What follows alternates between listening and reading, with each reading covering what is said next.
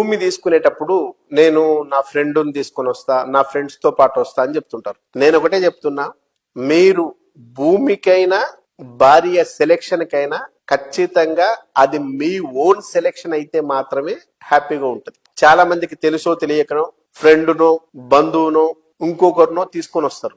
అట్లా తీసుకొచ్చినప్పుడు ఖచ్చితంగా డెఫినెట్ గా మీకు చెప్తున్నా, వచ్చిన ఏ పర్సన్ అయినప్పటికీ ఒక భార్య, ఒక డాడీ, మమ్మీ వీళ్ళు తప్పిస్తే అదర్గా వచ్చే ఏ పర్సన్ అయినా కూడా ఖచ్చితంగా మీరు ప్రాపర్టీ తీసుకుంటా అంటే హ్యాపీగా ఉండలేడు. డెఫినెట్ గా చెప్తున్నా, గుర్తుపెట్టుకోండి.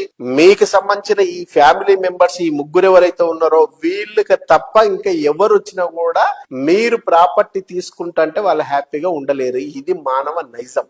నా ఫ్రెండ్ నాకంటే ఎకనామికల్ గా బాగుండాలని కోరుకునేవాడు ఎవరు ఉండడు. 99% అబో డెఫినెట్ గా నా ఫ్రెండ్ అనే పర్సన్ కూడా బాగుపడాలి, కానీ నాకంటే ఎక్కువ బాగుపడాలనేంత విశాల హృదయం ఎవరికి ఉండదు. బంధువులైతే దాదాపు చాలా మంది రాబంధువులై ఉంటారు. నేను తీసుకొని ప్రాపర్టీ అతను తీసుకుంటే నాకంటే ఇక్కడ బాగుపడిపోతాడు అనే ఈర్ష్య, ద్వేష, రాగద్వేషాలు చాలా చాలా ఉంటాయి. కాబట్టి వాటిని ఎక్కడ పైకి కనిపించనీయకుండా సాధ్యమైనంత వరకు ప్రాపర్టీ బాగానే ఉంది కానీ చాలా దూరం ఉందనో, ప్రాపర్టీ కొంచెం కాస్ట్ ఎక్కువైందనో, ప్రాపర్టీల ఫేస్ సరిగ్గా లేదని చెప్పోసో, లేదనుకుంటే ఇప్పుడే ఎందుకు ఇంకా కొంచెం ఆలోచించు అని చెప్పడము, ఇట్లా కుంటి షాకులు చెప్తూ ఖచ్చితంగా ప్రాపర్టీ తీసుకోకుండా అడ్డుపడే వాళ్ళే చాలా మంది ఉంటారు. సో మీరు సెలెక్షన్ చేసుకోవాల్సింది మీతో పాటు వచ్చే పర్సన్ రియల్ ఎస్టేట్ కి సంబంధించిన ఎక్స్పర్ట్ కాదు.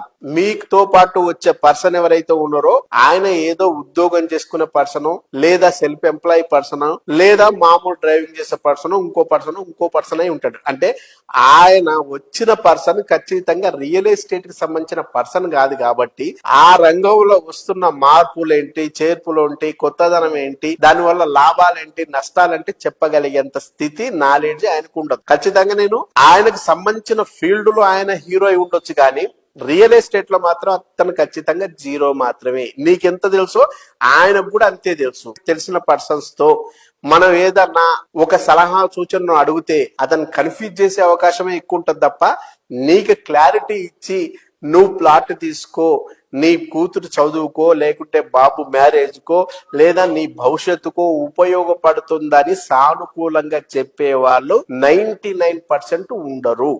మీకు సంబంధించిన అంశాన్ని మీరే తెలుసుకొని నిర్ణయం తీసుకుంటే బాగుంటది అనేది నా సలహా.